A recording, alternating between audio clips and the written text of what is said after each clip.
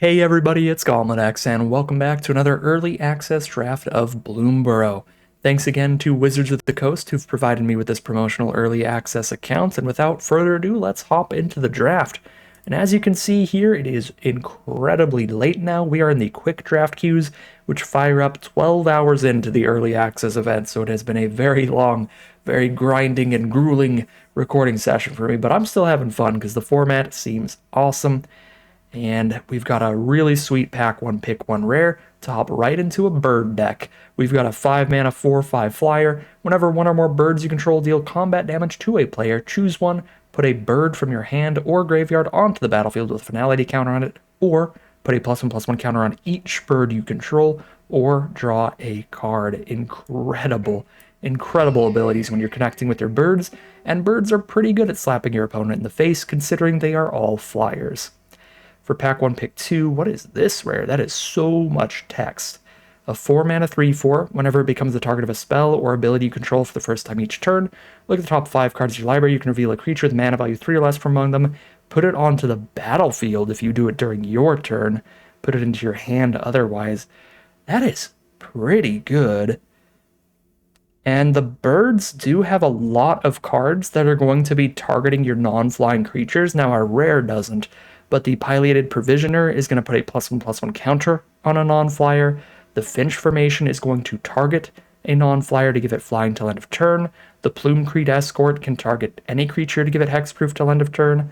I think it would be reasonable to take Plume-Creed Escort. I mean, a 2 mana 2/1 flash flyer already seems awesome for a bird deck, and the enter the battlefield effect is ridiculous, but this seems like a fun and powerful rare to shove in here that is going to find random synergies just off of the average birds we're running in our deck. So let's just go all rares all day, baby. Throw in a Whiskervale Forerunner.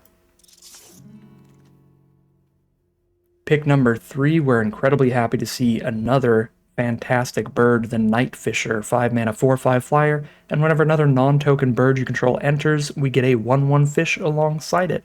Get some chump blocks to really win the race as we're slamming our opponent in the face in the sky.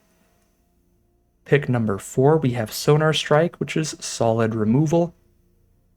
The white, deal damage to an attacker or blocker removal keeps getting better and better as the sets progress. This is now 4 damage to an attacking, blocking, or tapped creature, and if you control a bat, you gain 3. So it's actually pretty decent. Shore Up is really nice as well, though. Protect our creature from removal, and especially if we use it on something like Whiskervale Forerunner, that's going to be kind of busted. I think I'm going to take Shore Up over the Sonar Strike here, and I don't think this class does anything really, right? When non-creature, non-land permanents enter, you get +1/+1 counters. So if you have a lot of food tokens and treasure tokens and stuff, I guess, you can get going with this. Not really something blue-white is going to do in the set. Pick number 5. We are currently not giving any gifts, but this is a 2 mana 2/3 at base stats with no other synergy, which is fine on curve. And if we have any of the cards that give gifts to our opponent, we'll draw some cards while we're doing it. I don't think Carrot Cake or Waxwane Witness are going to be particularly exciting in a blue-white birds deck. I mean, this is a flyer, but it's not a bird, and I do care about specifically birds off of both Castrel and the Night Fisher. And then the Carrot Cake's just kind of some chumps. Yeah, I'll take the Jolly Gerbils, I guess.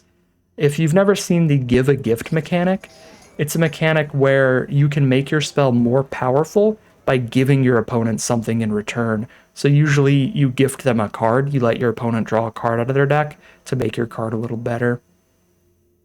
Pawn Prophet's a very nice card, especially if you can flicker it and stuff like that, but it's a little hard to cast if you're not exactly blue-green at double blue for the 1/1 body. It could be a little restrictive mana cost, and I just think that Life Creed duo is a really good card. It's super hard to race it, and it triggers all of the bats that care about life gain incredibly easily, and it is our very relevant creature type. It is a bird. So I'll take the Life Creed duo here.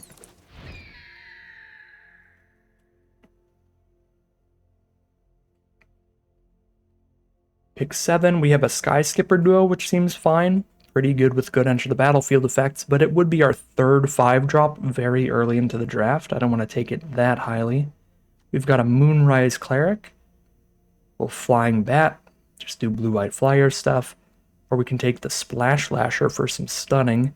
This is a 4 or 6 mana play, so it's another higher mana value kind of card here. Looking at the mana curve, we've got a 4-drop and 2 5s already. I think I like just filling out the 3 mana slot with this Cleric, even if it's not the perfect creature type for us. And for pick 8, I'll happily take another Life Creed Duo. For pick 9, we can go ahead and grab a Crumb and Get It or a Runaway Together for some interaction. Let's grab the Crumb and Get It, get some combat tricks targeting our Valiant card. Pick 10, there's the Pileated Provisioner Wheeling. It's our third 5-drop, which is kind of a lot, but it plays really well with Whiskervale Forerunner. If we do this turn 4 and then this turn 5, that's an immediate trigger. Really want to draft a lot of mana value 3 or less creatures if we can, which is making taking more 5-drops look even more awkward, because we're looking for those lower mana value creatures. I don't think I'm trying the Builder's Talent without finding a lot of random food production. I can play a Carrot Cake for now. Okay, pack 2, pick number 1. Kind of a miss for us. We probably just take the Shoreline Looter. I guess this works pretty decently in a bird deck, because a lot of your birds are going to be buffing up one of your non-flying creatures. And while this is unblockable, it's technically not flying, so putting a +1/+1 counter on it, or giving it +1/+1 till end of turn, or anything like that, is just getting more unblockable damage in. And this sets up your draws. You get to draw a card, discard a card every turn. Sure. Shoreline Looter looks fine. Pick number 2. There's the Seed Pod Squire, which can keep targeting the Whiskervale Forerunner turn after turn after turn, which is pretty gross. It also works great with the Shoreline Looter. I like that over another 5-drop Pileated Provisioner. However, we're not that deep into blue, so another option would be to take the Seedglaive Mentor and try to be a mice deck. But I think our few blue cards that we have, Castrel and Nightfisher in particular, are incredibly powerful, so they are worth fighting for. I'm going to stick to that. Sticks to the colors that we are now. Rightblade Stoat's another great card for a bird deck, for any of the birds that are buffing up your non-flyers. Buffing up a creature with First Strike and Lifelink, those are some very relevant abilities to add extra power onto. And it's just a great card at base stats, so very happy with the Stoats. Dazzling Denial here. We only have 2 non-creature spells right now, so we're definitely going to want some more, and this is a 2 mana counter unless they pay 4 if we have a bird on board, which is quite an efficient counter spell.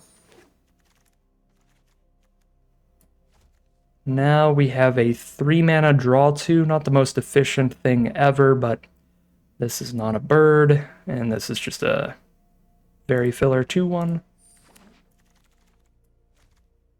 Pick number 6. 4th 5-drop, let's go. Driftbloom Coyote just has an excellent enter the battlefield effect. You get to exile your opponent's best creature, and if it happens to have power 2 or less, you get to put a +1/+1 counter on this. It's a really good card, no matter what you're exiling with it. Pick 7. So, Seed Pod Squires triggering Valiant. The Pileated Provisioners triggering Valiant. The Shore Up is triggering it, and the Crumb and Get It is triggering it. I'm not super certain about the Flowerfoot Swordmaster here, because it's only buffing the mice when it gets targeted. But I mean, it's 3 mana for a 1/2 and a 1/1, either of which buffs itself whenever it's targeted by anything. It's probably not horrible, but the Warren Elder might be better. Even if I cut Carrot Cake, I've already got 1, 2, 3, 4, 5 2-drops and only 1 3-drop. I kind of like just shoving this in the 3 mana slot on the curve. It might be a little filler for this deck, but when we do have like a Squire to go with it, it seems decent. Pick number 8. We do have 2 copies of the Life Creed Duo, gaining us a life every time a creature enters the battlefield. So if we have a Life Creed Duo on board when we cast a Star Charter, then we will guaranteed have gained the life that turn, and we can dig through our deck for some creatures. And this one is actually even better than the Forerunner at digging. This one digs based on mana value, so it's going to find your cheap creatures. this digs based off of power. So you can sometimes hit even bigger creatures. So like this cannot find mana value 4 or greater creatures, but this Star Charter can hit either of our 4 drops and anything that costs 3 or less, and it can even hit 2 of our 5 mana creatures. These are both 3 power as well. So the Star Charter can really pick up literally anything if we can get the life gain triggers to go with it. And we have 2 Life Creed duos, we have a Moonrise Cleric, we have a Bright Blade Stoat. We've got a decent amount of ways to trigger the Star Charter in this deck. Here's another Crumb and Get It, I guess. Here is a Warren Elder at 2, or a Pileated Provisioner at 5. Yeah, probably get another 2-drop, actually. Runaway Together, or the Waxwing Witness is fine. 1, 2, 3, 4, 5 non-creature spells right now. 15 creatures. I'm not that excited about Runaway Together in this deck. We don't have a lot of creatures that are that good to put back in our hand. Yeah, no, I'll take the Waxwing Witness. Grab a short bow. Grab a Warden. And let's see what the final pack gives us. We've got a 2 mana 3/1. We've got another counterspell. We've got a 5 mana draw 3. Let's grab the counterspell. It's a bird relevant counterspell. Obviously, we have to. This is a bummer of a pack. I guess we just take Helga. I mean, I have 8 creatures at mana value 4 or greater, so if we can find the fixing to play a little bit of green, this could be a card draw engine. Gains life as well. Sure. Maybe we'll get really lucky and wheel the Uncharted Haven. Pack 3, pick 3. 3-tree mascot can help cast Helga. And it's technically a bird, I guess. Is that better than just taking a Moonrise Cleric, though? Because, I mean, we took Helga in a pack where there was nothing else that was going to go in the deck anyway, so we can just, like, kind of cut Helga here and take the Cleric and just stick to a regular blue-white deck, no splash, pretty easily.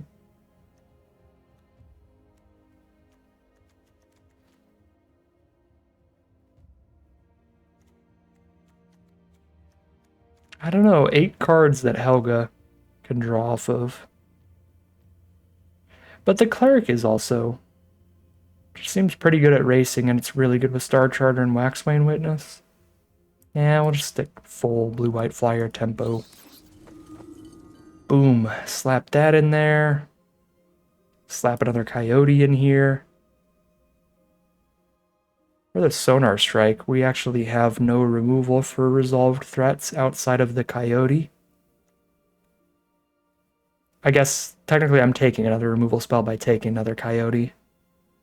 Yeah, we'll go for the Coyote then. Pick 5.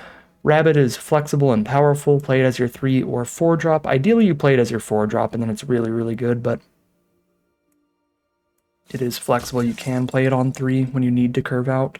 Banishing Light, beautiful. There's removal for us. Passing up on the green source. Another Intrepid Rabbit. Come on in, join the party.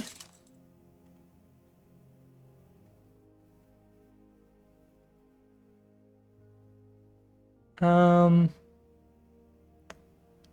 really into this stuff. Another Waxwing, I guess. So one of the things that's kind of nice about like ditching the Helga plan here, not really going after her, is the fact that between Star Charter and Whiskervale Forerunner, like these two really want to be like have a bunch of smaller creatures, but then Helga wants all the bigger creatures, so there's definitely like some competition there between the two. But this way I can now just make a really low curve, really quick deck that can definitely draw cards off of Forerunner and Star Charter just all day long.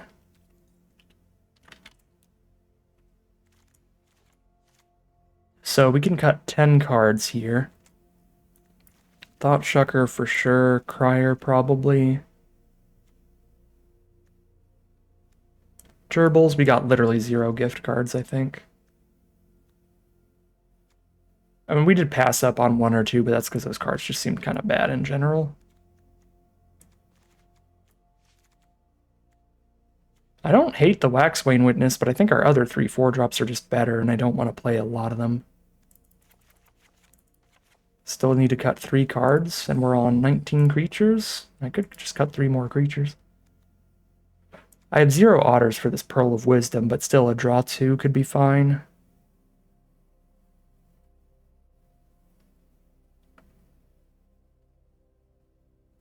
It's a lot of 5-drops.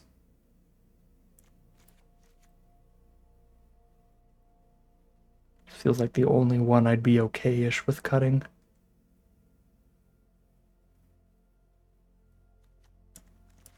Does remove one of my best Valiant triggers for the Forerunner, though.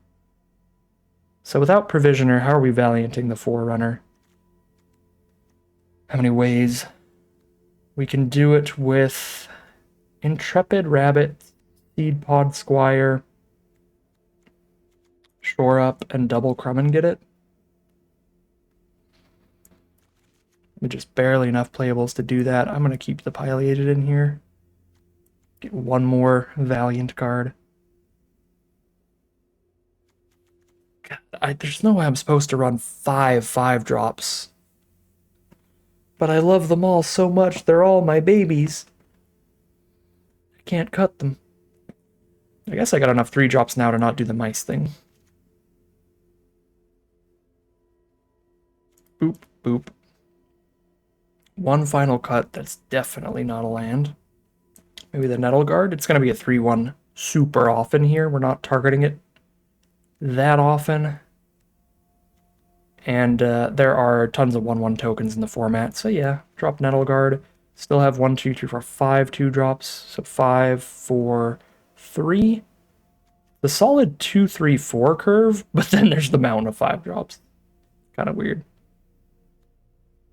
I mean, I guess we have 3 1-mana combat chicks to use on this thing, but if we can have those left over for the Forerunner later, that's going to be a lot better. Or just any creature later, right? Like, saving the Shore Up instead of using it on a 2-drop, using it on a 4 or 5-drop to keep your bigger, scarier threat seems like a thing for sure. Yeah, I'll just go to the Nettle Guard, and we'll call it a deck here.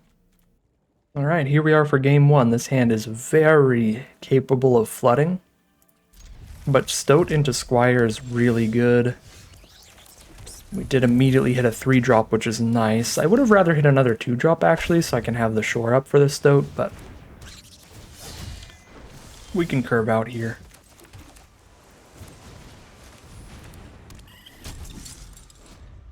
It's a 2-mana 2-1 at this point. Very good top deck later in the game when you have stuff to forage with. And this can get super beefy, and it stops the Stoat. I'm not going to Shore Up to kill a 2-3. If we wait for the Squire, the Stoat can be attacking as a 3-3 first striker. Veteran Guard Mouse. Alright, opponent is 2-3-4 curving us on the play. Luckily, we have the defensive 2-3-4 curve. Not that these cards are particularly defensive, I just mean the fact that we're curving out 2 means we're not getting just steamrolled right now. But I am at that point where I'm flooding. We did keep a 4-lander, so the odds of that are much higher. 4-landers are right on that borderline. I don't think you can keep 5-landers, and you're always happy to keep 3-landers, but 4s where it's like,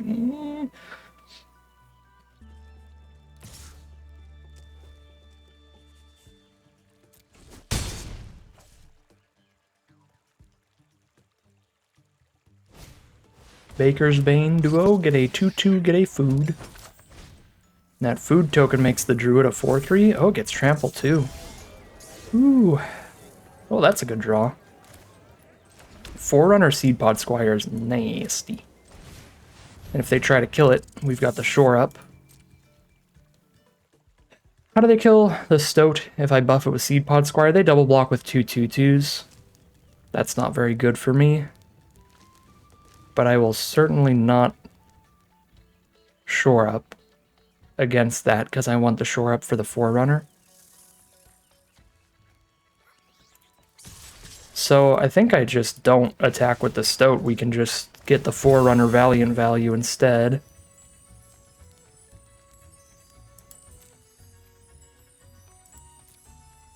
I like looting here.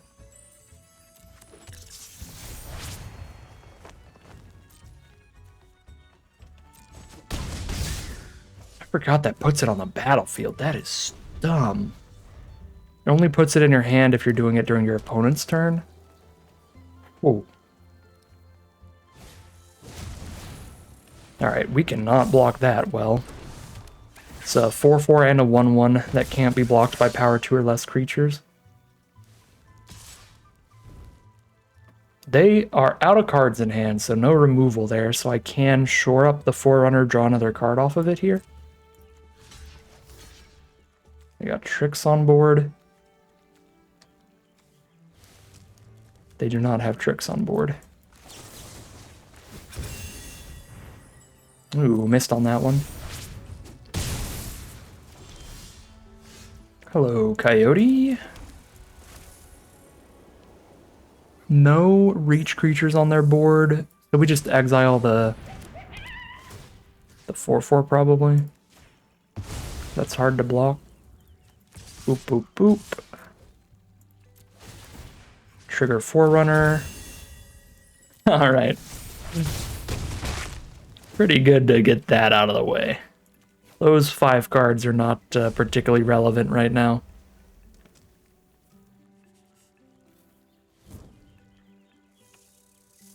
There's the GG from opponent. That was some nasty stuff. Seedpod Squire Forerunner's gross. I completely didn't even realize you don't even have to target an attacking creature with the Seedpod Squire, which is wild. That makes it really good at triggering Valiant abilities like that have relevance outside of combat. That's so good with our rare. Alright, mono blue opener. But we're on the draw and we can counter one of their first plays. This is 2 double white cards. I probably shouldn't have kept this. First draw is awful. It is Island 4 before Plains 1. I think we're on 9 plains, 7 islands. Actually, no. We're on a 17 land deck, so it's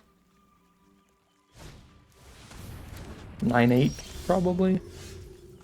Well, I can counter 2 of their early spells. This card is a big problem, because the Bat Dex has a lot of life gain, and every time they're doing it, they are damaging me. I have to counter literally anything they play here, because that's the only way that I am not getting overrun right now. I think I have to just hold up Denial again, because turn 4 I can play the Life Creed duo and hold it up.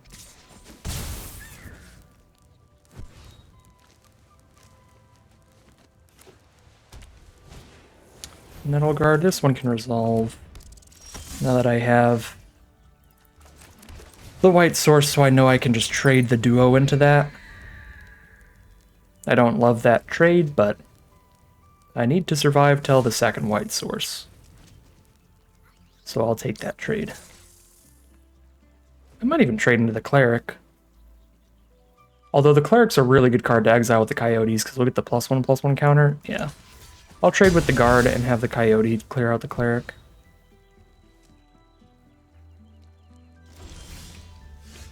There we go.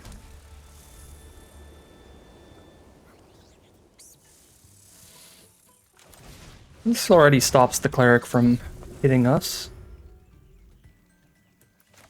And lets me hold up Dazzling Denial. Does this care about flyers or birds? Birds, alright. Moonrise Cleric is not a bird. It is a bat. Intrepid Rabbit. No thanks, that card's pretty good. Now I don't have to worry about holding up counterspell mana, we can just start slamming Coyotes down. Ka-ching! Technically didn't need to pre-combat that since the flyer can't block anyway, but... they're a black deck. There's some discard 1 spells in black. I'll hold the island if they play anything that makes me discard. Now I have fodder for it. We'll play the plains. Second Coyote's gonna be gross here. Exile the 4-drop and get a 4/5. Ooh. Super rude.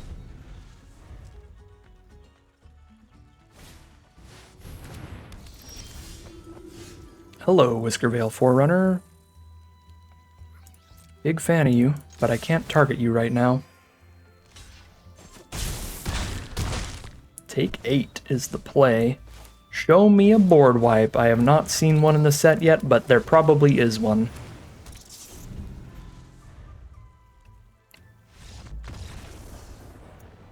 They did not have it. If they did, I did straight up concede to the board wipe with that play, because they'd kill everything and then get 2 of their creatures back. I had 0 cards in hand to like 4 post board wipe. Good thing there was not one. And now we are 2-0. Here we are for game 3. Ooh, this is might be our best opener we've seen so far. Alright, opponent gets their equipment thingy. Let's get a Life Creed duo out here. Probably playing Castrol first if we still have a board on board. A bird on board. I think I'm just curving out with this because I don't have a 4th land in hand. We don't know how long it's going to take.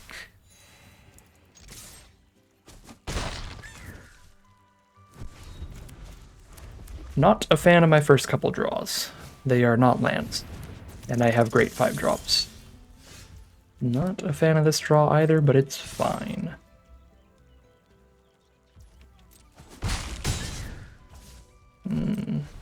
Yeah, I probably should have held off with Rabbit and tried to get a kill on the Seedglaive Mentor, because this potentially gets really big, right? Gets a counter when they target it. Oh, it's Vigilant too? Oof.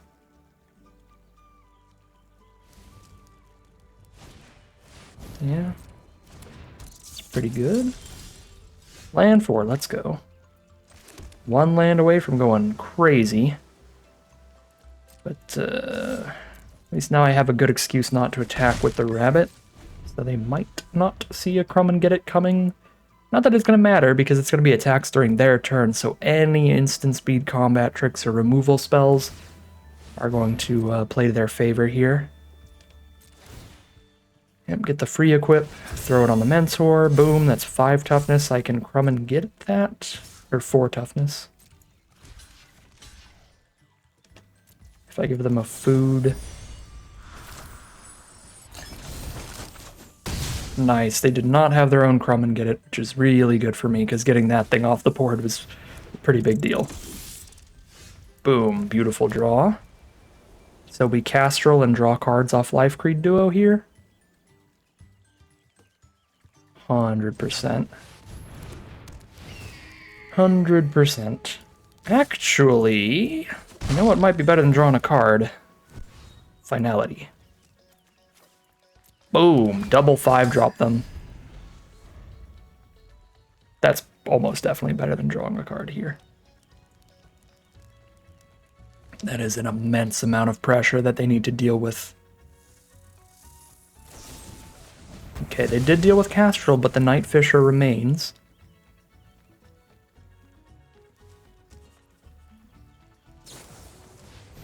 Alright, they're just going to try to block with the Guard Mouse, and they can Crumb and Get It. That's the case. In fact, I can even just Coyote that, which probably will do. Because that plays around their own Crumb and Get It. Get out of the way, Guard Mouse. Even if they kill the Coyote, it's going to come back without flying now. They're down to 4.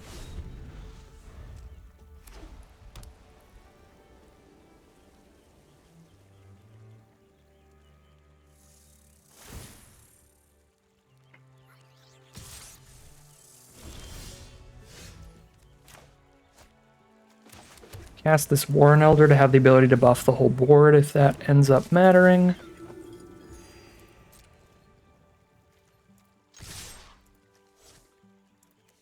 Yeah, I'll attack everybody here. I'm like, I could play around the deal 4 to an attacking or a tapped creature here, trying to use that to then have a blocker for that.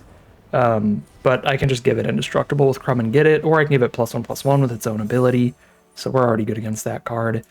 And yeah, that was a nasty game. Castrol was gross. We got to play Castrol and an additional 5-drop bird all in one turn, thanks to hitting them with our 2-drop bird. Yeah, that was a little too hard for our opponent to recover from, and we are 3-0. Here we are for game number 4 on the play. Stoked into Rabbit, into Forerunner, into Crumb and Get It on the Forerunner. Let's go. I gotta hit lands, but any lands in the deck are incredible draws. I don't care what colors they are. We don't need the blue source. But we did hit it immediately. And this hand just got even better. Fell the Stoat. Well, that's one less fell for the Forerunner. And that is a scarier card for sure. Are we entering the greed zone? Forerunner and then Rabbit the Forerunner, holding up a Crumb and Get It?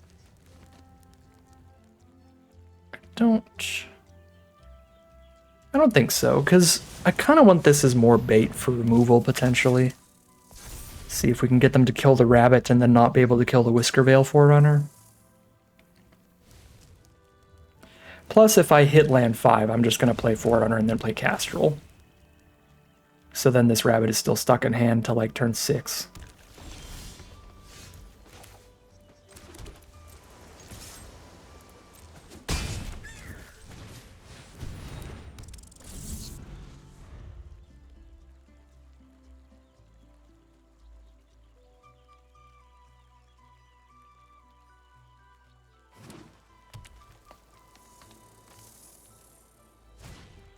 Sad day. They have the double fell. At least they're still just playing lands here. Gives us time for Castrol, and maybe they don't have triple fell. Okay. I don't have time for Castrol if I don't have lands for Castrol. That's disappointing. On the plus side, we wouldn't have had the mana to protect Forerunner still, so I think it was correct to just roll it out here. We would have been delayed at least 2 turns to protect it. 3 turns to protect it. Still would not have it.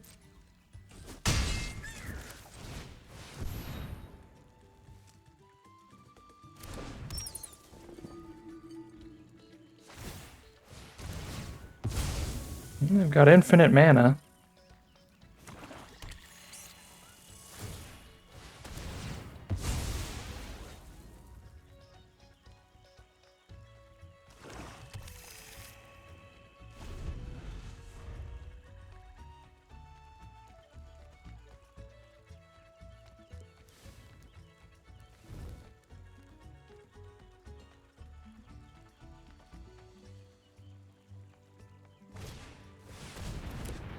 Two for reach. It's pretty annoying. Draws them a card as well. That's a brick wall. I don't really want to banish it. If our opponent's playing a bunch of heaped harvests, they gotta have some high mana value cards to play that are significantly better than a 2/4.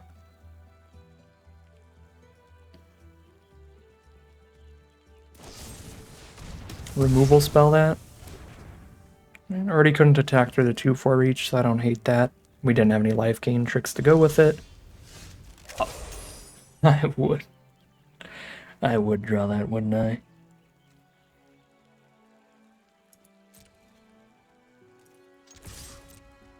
Right after I spoke words. Can't believe this.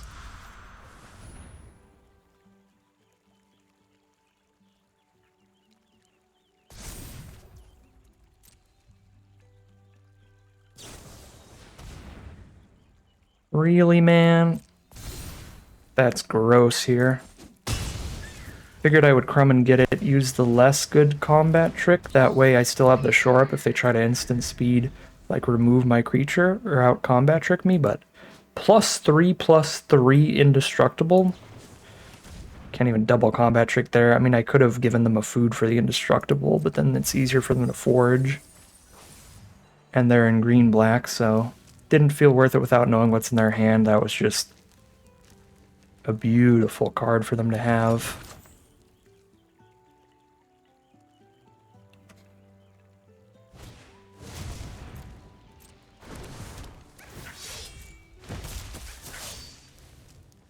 Do I have birds in my grave? Nope. Oh, that could be good for me. Now I don't have to Banishing like the sentries. If I finally top deck land 5, I can Castrol and immediately draw the card because they don't have a reach blocker. Boop, let's go. It's their final card removal again.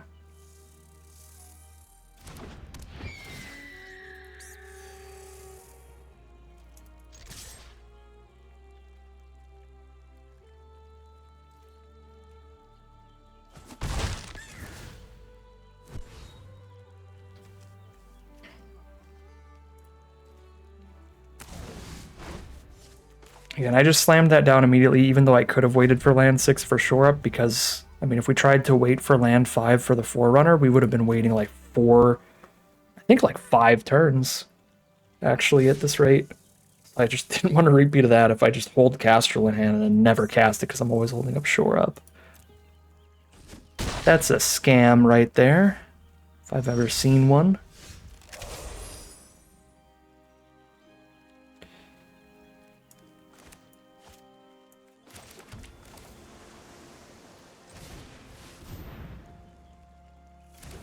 Exile the Reach. Is it another Overprotect? Oh, early access, quick draft bots. Why do you let this happen to me? Why do you pass insane decks? It's okay, we're benefiting as well from the bots passing insane decks.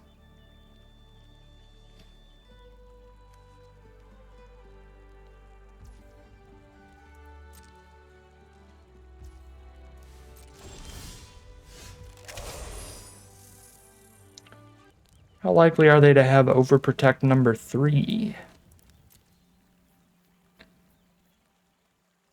Can I just sit on my butt here? I guess since I drew in a Night Fisher, I can, right? We just play this and start attacking with that into the sentries. Although, also because I have that, it's not that bad if Castrol dies. It's not exactly good, but I mean, it would be like our opponent's millionth piece of interaction. Let's just go for it.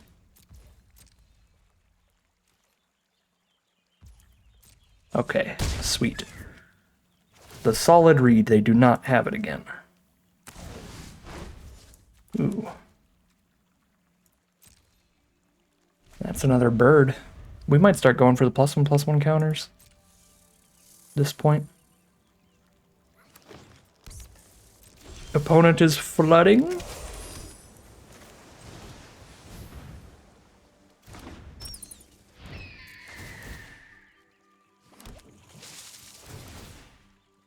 Oh wow, that is so stable. The double Life Creed duo Night Fisher combo. So much life gain. Uh-oh. Maybe not flooding. Maybe they did find the interaction off the top deck this turn. Nope, they're just trumping. Yeah, let's buff all the birds. Now that they're down to 11 off the food. Okay, they are just fully flooding there. Really rough draws for them in the end. So we get there off finding that 5th land finally, slamming that stuff down, and they were out of the interaction on our smaller stuff. Here we are for game number 5. We are currently 4-0 undefeated. The birds are unstoppable, which is why our opening hand has 0 birds in it. So maybe, maybe we'll finally get a loss here. I mean, this opening hand is good. It's just it just doesn't have birds, which is funny. Is the bird in the hand worth 2 rabbits? Oh, that's a mouse. Never mind.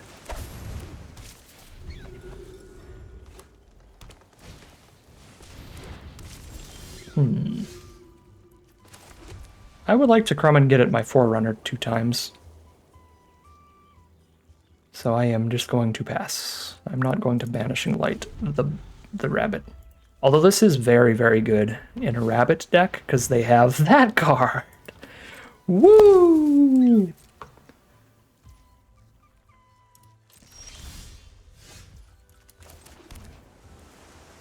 I'm having issues. This is unacceptable.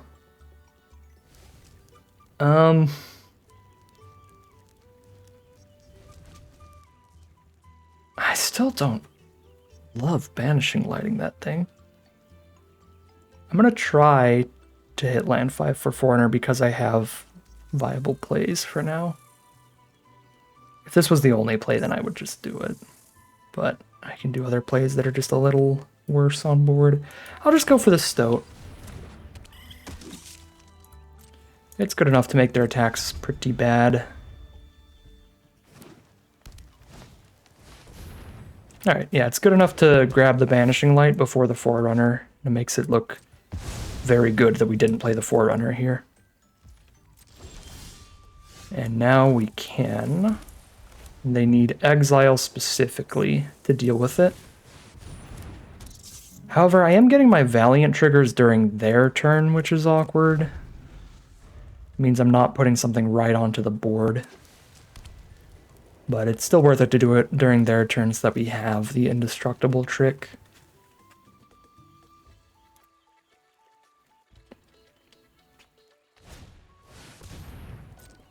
Yep.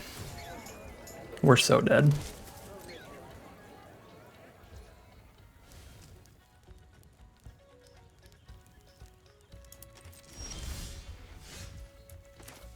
I have to Banishing Light a Warren Elder. I guess I can do this during my turn now, though. Oh, no. It's day -7 of the format. They're not going to see Crumb and Get It coming, but this is going to be a blowout. Aww. Wow. No, it's not. Not if I totally miss. They don't care. They scoop it up, which is fair enough. That was pretty nasty. Although they didn't know that we completely missed on the Forerunner anyway.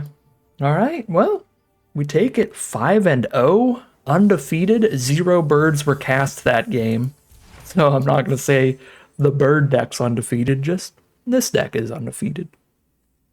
Here we are for game number 6 currently. 5-0 with a really good hand. We are triggering Star Charter with this one. Stoat into Duo into Star Charter is the curve. I'm happy I have a Banishing Light.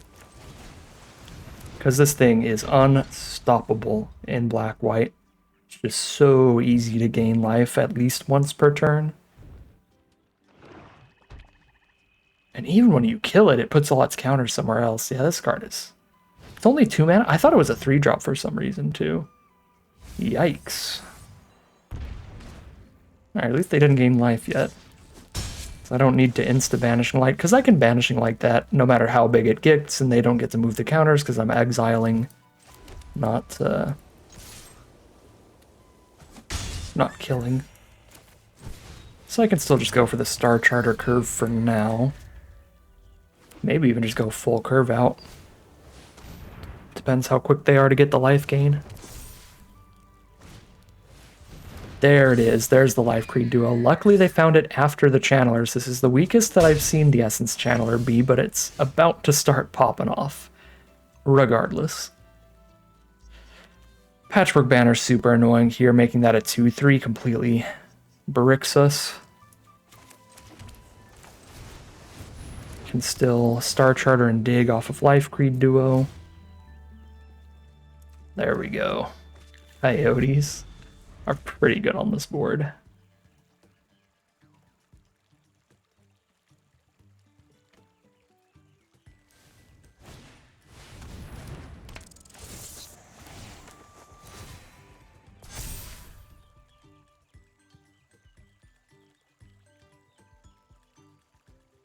Lose the life here. Land 6 could be relevant if I top deck one of my 1-mana combat tricks. I've got 3 of those. So being able to like play the Coyote and hold up a Shore Up in the same turn if I go for Night Fisher first could be something.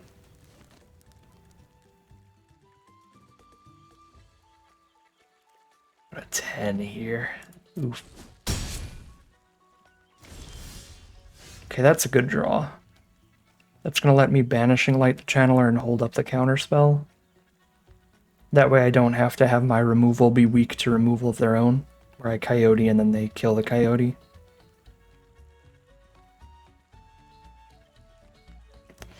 Although it means I don't gain life this turn off Lifecraft Duo. And if they kill Coyote, they get this back as a 2-1.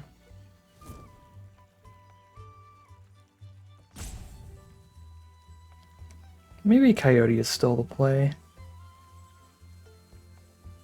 Maybe.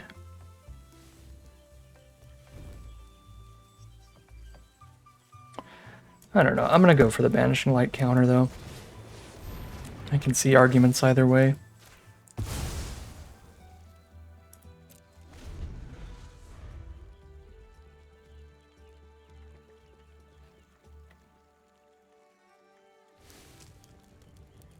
I do have a bird on the board, this Lifecraft Duo. Or Life Creed Duo. I called it the wrong name the whole time.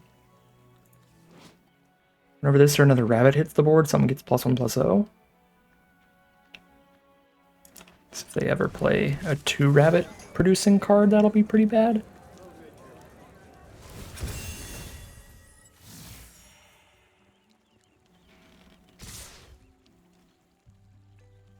Okay. Speaking of our end step, with the Life Creed Duo on board, I really don't want to trade Star Charter off, but also I don't think I can afford not to. Like, these two cards can still get me way ahead, even without a Star Charter.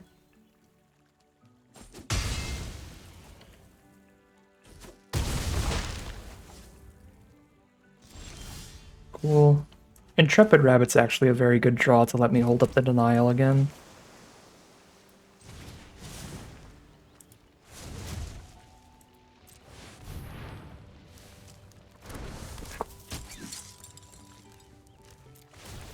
Gain a good bit of life, too.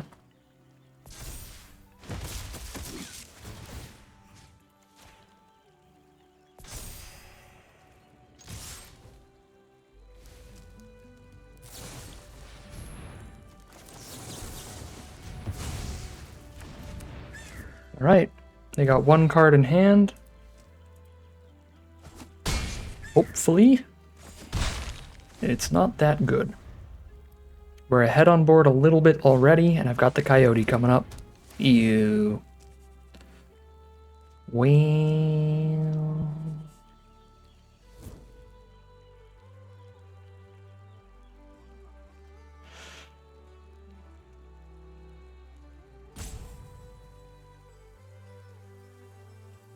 This might be wrong.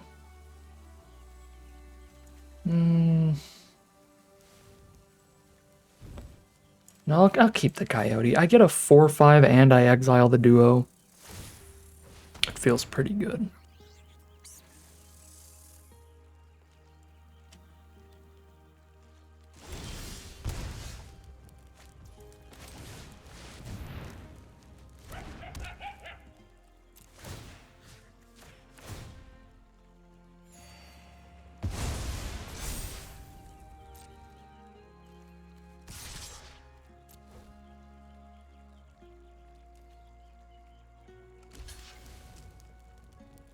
Combat trip? Nope, just a trade. Cool with me. They draw a card off the Fountain Port Bell.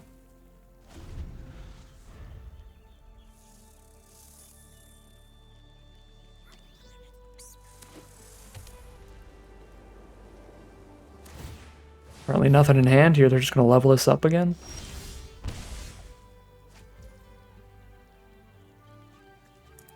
Okay, let's not play any cards from hand here so that they don't draw another card. Unless they do that, then we will play Shore Up. I guess they get to draw another card.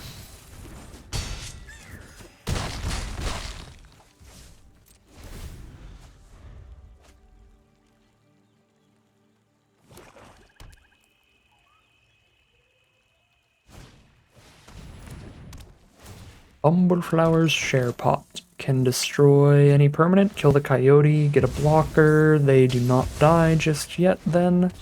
They try to outdraw us with the bandit's talent. God, because the banner, this thing's just a brick wall. Attack everybody, they kill this for free, I hit for 2. If I play Forerunner, then they're drawing another card here. I actually just pass? I think I actually just pass. So that they don't get to draw 2 this turn.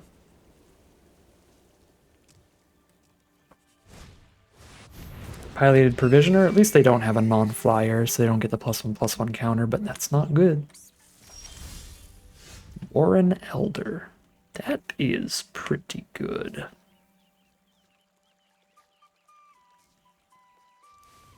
I still think it's better to put Forerunner down first, because I can only really play 1 card a turn right now, without putting them miles ahead in cards.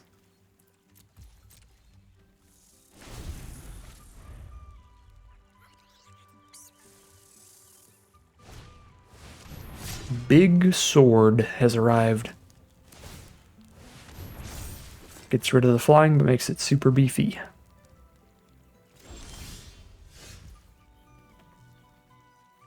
Okay, no targeting my stuff, but I can War an Elder and +1/+1 everybody.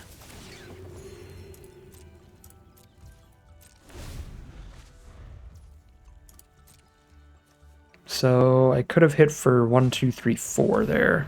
Put them to 1. Nettleguard's a great top deck. They get the Essence thing back when they have a Life Creed duo on board. Yikes. Basically just top decked another Essence Channeler here. Although they do move the sword over to it. So it looks like they're not doing that just yet. Okay. If I attack with everybody, what can they do here? They can block 3 things and gain a life by getting a creature into the battlefield, the Essence Channeler. So they can go block here, block here, block here, gain 1, be at 7, take 1, 2, 3, 4. It's just not there yet.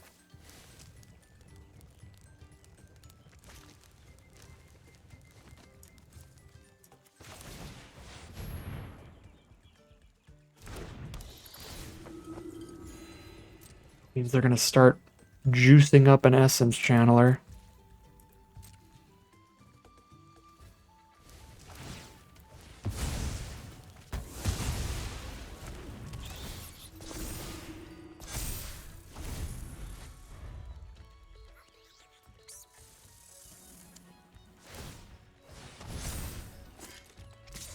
That's considerably juicy already, but it doesn't have Vigilance, so that was potentially game ending in our favor.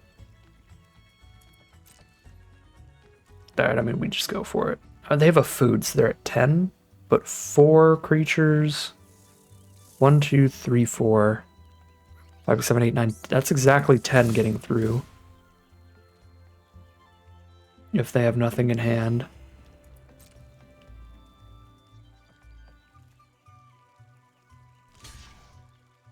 If they've got the spell, we do lose.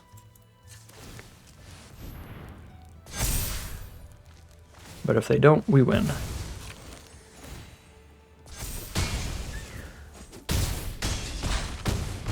Alright.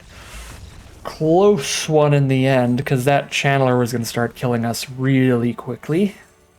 Or forcing chumps to where we could never find the counterattack lethal, so I think we had to just gamble go for it there, and they did not have the interaction. Which means I think we've remained undefeated, 6-0 now, heading into the final boss. Do we get our first 7-win run? We'll find out soon enough. Could even be a completely undefeated 7-0 run if we're lucky. Let's get into that final battle with 3 rounds in the chamber. Alright, final battle time. Our opponent's on the play. We don't start till turn 3, but our 3, 4, 5 curve is exceptional. I guess not exceptional, it's just good. It is a 3, 4, 5 curve. There is a 3, 4, 5 curve in the hand. which is good. But they're not like our best 3-drop, our best 4-drop, and our best 5-drop or anything. Mono green so far from our opponent. Baker's Bane Duo for the food. Bark Knuckle Boxer, 2 mana 3/2. Spooky.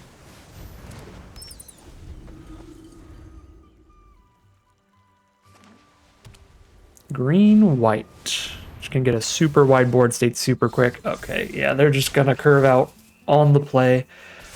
While we didn't start till turn 3 on the draw, I guess I'll die. Go to 9. So shore up, we don't have the mana to play around with. If they cast 4 mana of cards, I can't block there profitably. I can't block there at all either. But if I attack here, I'm just dead to removal. Just play Coyote or something.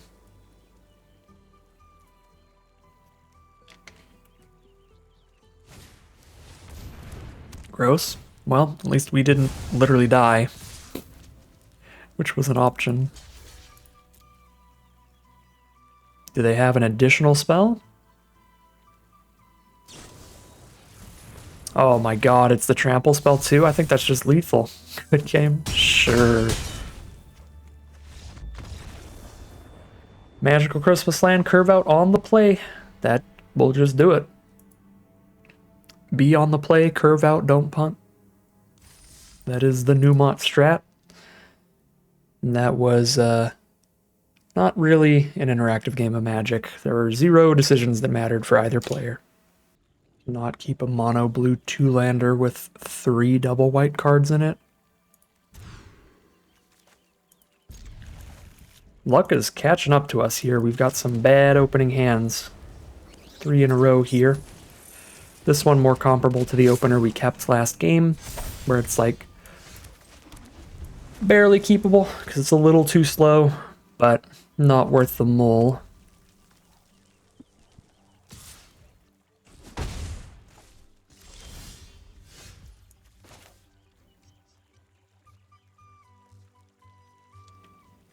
Do I hold up denial or do I just curve here? I think I just curve here. 3-2 against a 1-3.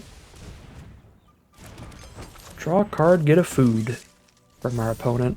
So they're probably looking for lands. Because we're on blue-white. I think if they didn't need to draw something specifically, they would just keep that.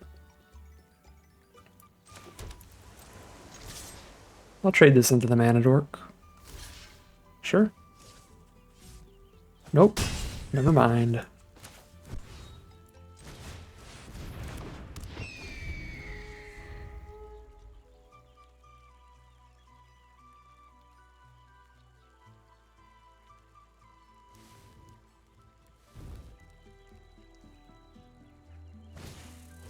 Playful Shove the Rabbit. They have double shove? Hunter's Talent? No, they just only have 1 damage from Hunter's Talent. Alright. That works. That's super cute. 3. Boop. Now that Playful Shove is gone, Star Charter can resolve.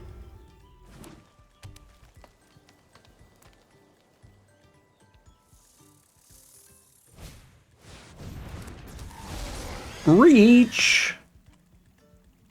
Rude. There's no universe we can just hold up denial there, though. All 4 of our mana. Not a bad draw.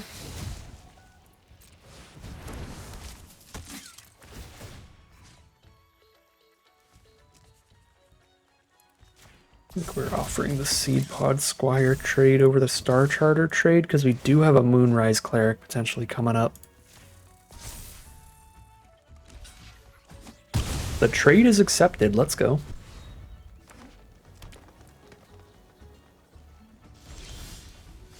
This is some kind of reach trick, but I've got the counterspell and a shore up.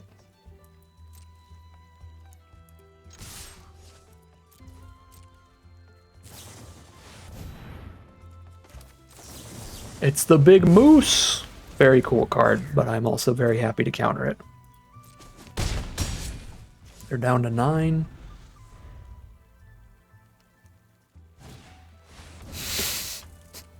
They got just all the beef. All the 3 keyword ability cards. Vigilance, Reach, Trample, Flash, Reach, Trample, Haste. Man.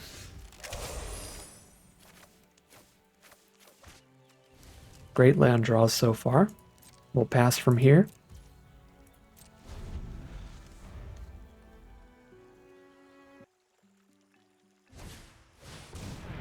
Yikes. We get to start dying to that, because they can send that in and still hold up their reach blocker. Hello. Just perfectly on time, exactly when I needed you. Appreciate that. Can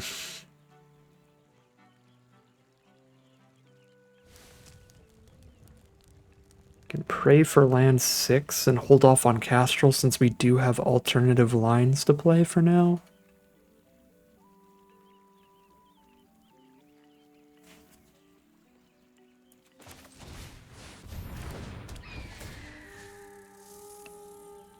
It also means we have a bird on board for Castrol's abilities when we play the Castrol. It's the only bird in our hand right now.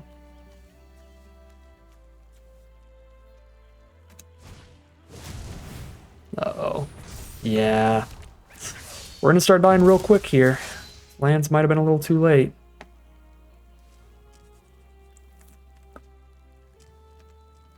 This is to the point we have to trade a 3/4 flyer into a 6/6 trample. It's not the worst trade we could have, but it is disappointing. Right, we hit the shore up, so we can Castrol hold up shore up here.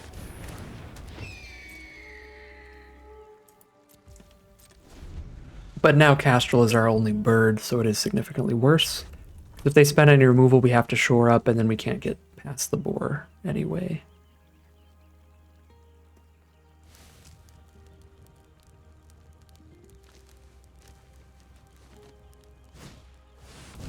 And that's removal. No, +1/+1 counter instead. Beef up the Rampager. Extra damage, sure. Level it up for trample. 6/5 trample. Yeah. I have to shore up on attacks here. I can't shore up on blocks. So I have to 2 for myself to kill that, and then I'm still getting hit by this Wolverine pretty bad. I can't let that stay, though. 18 life. I guess any creature they have has trample anyway. They're also going to start drawing cards here. Yeah, no, I need Castrol to just give me Magical Christmas Land somehow.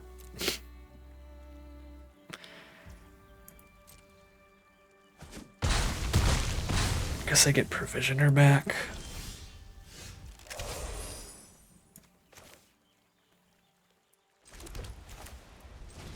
With Castrol.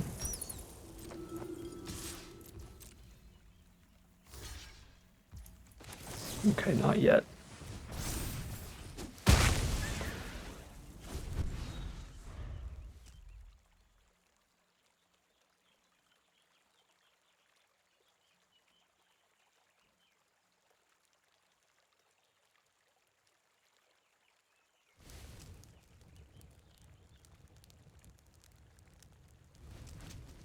Opponent now gets to be on the draw 2 a turn game plan, send in a 6/4 trampler every swing. Hunter's talent can go all the way to level 3 here. One of my favorite uncommons in the set, card seems absolutely bonkers. It's an efficient 2-mana removal spell that turns into an absolutely unstoppable card draw engine. I guess not unstoppable. If you can kill all your opponent's power 4 or greater creatures, they don't get to draw any more cards, but early game removal that's also the late game card advantage to win a long game. Just incredible.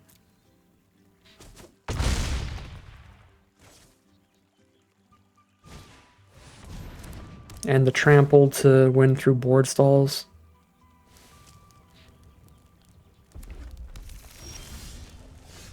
It's a super, super good card. They're just going to have a double striking trampler now next turn. We're just dead. We don't have any way to interact with that in the deck.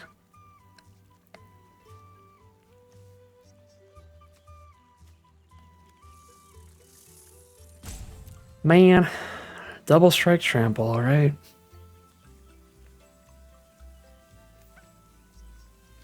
Six, seven power double strike trample. 14 damage.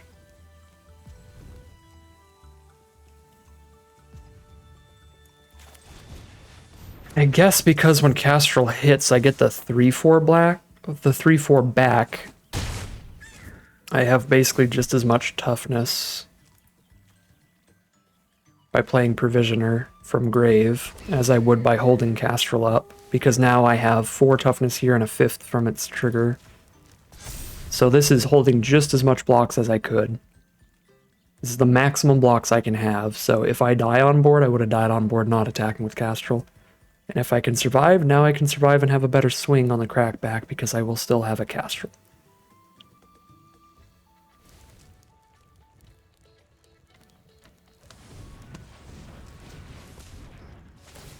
Alright, double striking 7 power trampler has arrived. I think they need another removal spell for us to die here, but I'm not sure. 14, we have 4, 5, 6, 7, 8, 9, 10 toughness. We can take 4 from that and 3 from the other creatures. Yeah, they do need something else to kill us here. We're not quite dead on board. We're very close, but not quite. They need a combat trick or removal spell. Either would kill us. Because if they buff the Wolverine anymore, we're definitely dead. And if they kill our 4 toughness blocker, we're definitely dead.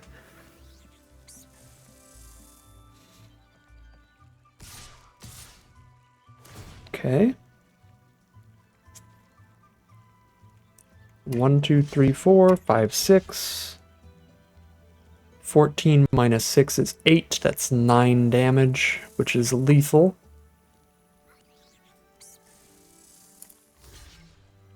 Do this and I have lethal crackbacks. Stopping pretty much as I can.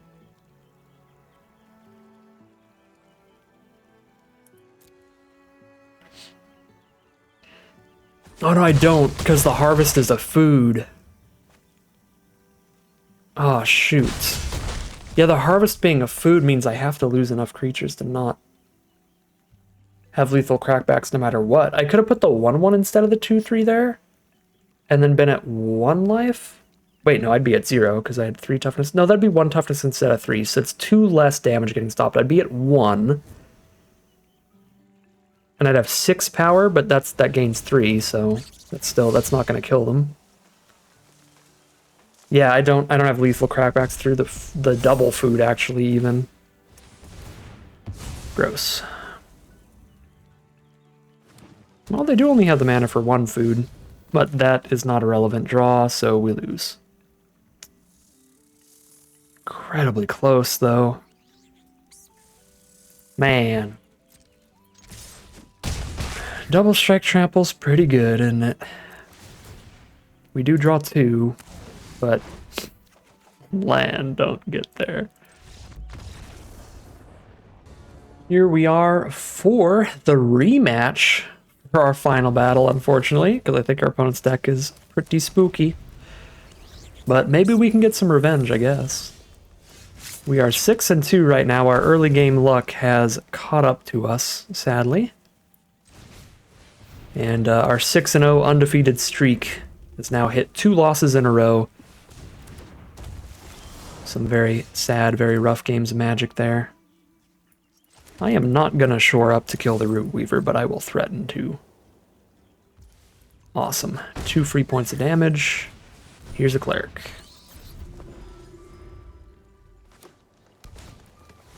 There's the Harvest ramp.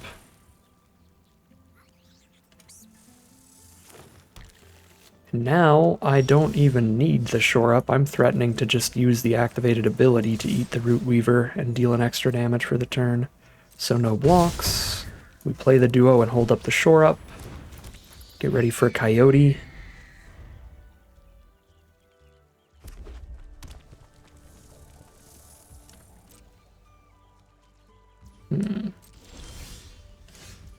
Okay, that was an excellent draw. So I was going to say, now I really am not that interested in Coyote if they're just going to have all the mana open. So send in post-combat Star Charter holding up shore up.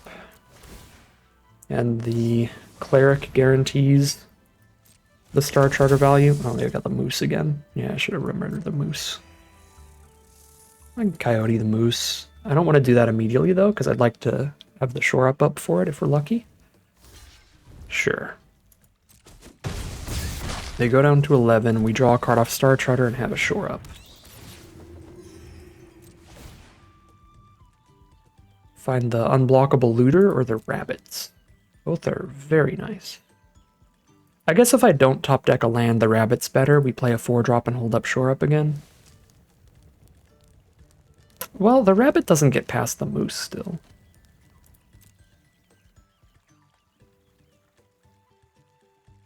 But the looter, like, we're not going to have threshold for a long time anyway. I'll take the rabbit. Oh god, it's vigilance too? Yeah, we need Coyote to stick around. But I'm not going to not shore up this Playful Shove, because that kills our Star Charter and draws them a card. That's a massive swing. So we're just going to have to just raw dog the Coyote out here and hope for the best. Throw it out blind. Oh, and then there's the reach creature. Well, we've got double Coyote now, which makes it a little less concerning to run it out.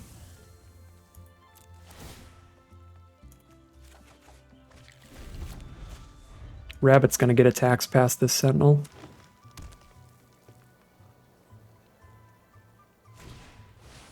Another Heaped Harvest. They've only got one card left in hand. We might be getting somewhere here.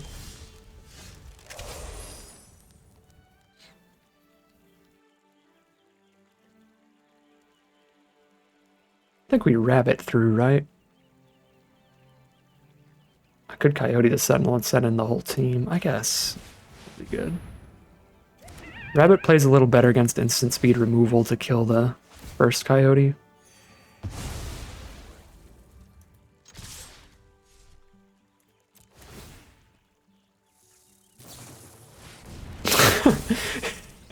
What is the deck? Oh my god, the quick draft bots are weird. It's the double board, double moose deck that's super annoying for us. Because they're both just reach. The moose is so much worse because of the vigilance. Oh, Lord.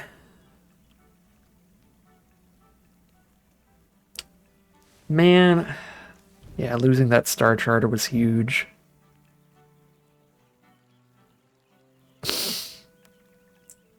Oh, this is so silly.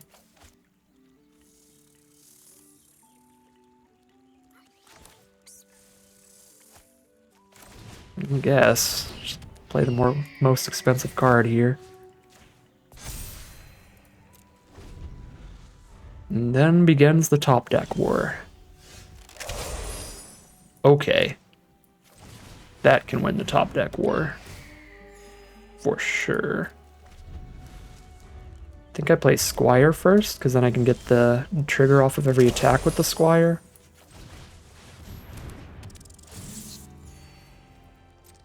Then I can crumb and get it here. This is a chump attack, though. Just to trigger Forerunner. Probably wait for the Intrepid Rabbit, then.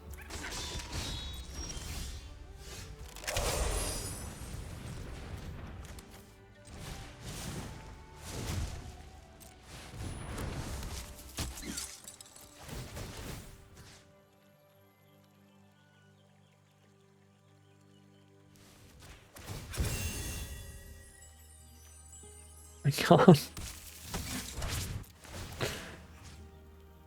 Sure, I guess. Just do like this. I don't know what's going on right now. Just go. Still not quite enough to send. 1, 2, 3, 4, 5. 1, 2, 3, 4, 5. 1, 2, 3, 4, 5 creatures will get through. Can probably just attack all next turn as the game plan. So 4 creatures get through.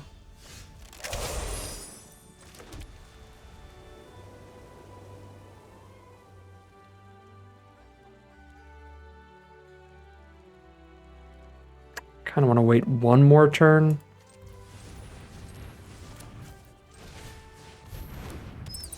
Just to be really confident we're getting the kill here.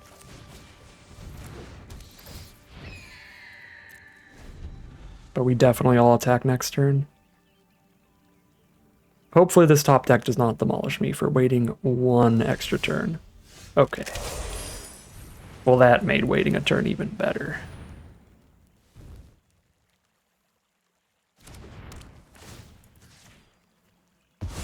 Alright, show me some instant speed removal on coyotes or something here.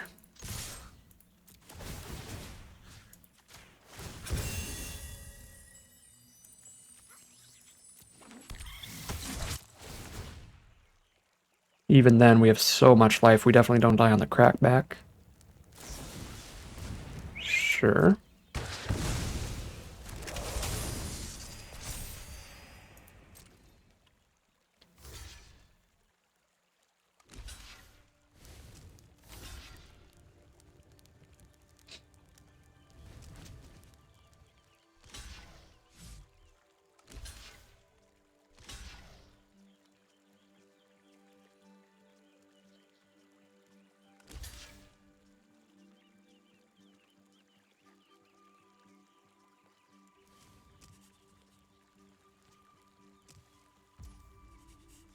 One, 2, 3, 4, 5, 6, 7, 8, 9, 10. Any food out there? Nope. 11, 12? 11, 12. Revenge was had, and 7-2 is the final record against the swarm of moose and boars. Just big stuff deck. Alright, more incredible work from that Valiant rare. I think that is probably the strongest card in the deck. That played even better than our bird rare, and our bird rare did some crazy stuff, but this Forerunner is nasty. Putting the cards on the board when you target it during your turn is sweet. So with the cards like Intrepid Rabbit that target it during your turn, that's incredible. The Seed Pod Squire combo, though, was the nastiest thing, because you don't even have to attack with the Forerunner to target it with Seed Pod Squire. So Whisker Veil Forerunner, incredible card, played super, super well, but obviously Castrol did too, and just overall, the blue-white bird stuff was definitely a super viable strat, and white as a color remains my favorite. I think it is very, very strong and the strongest color in the set.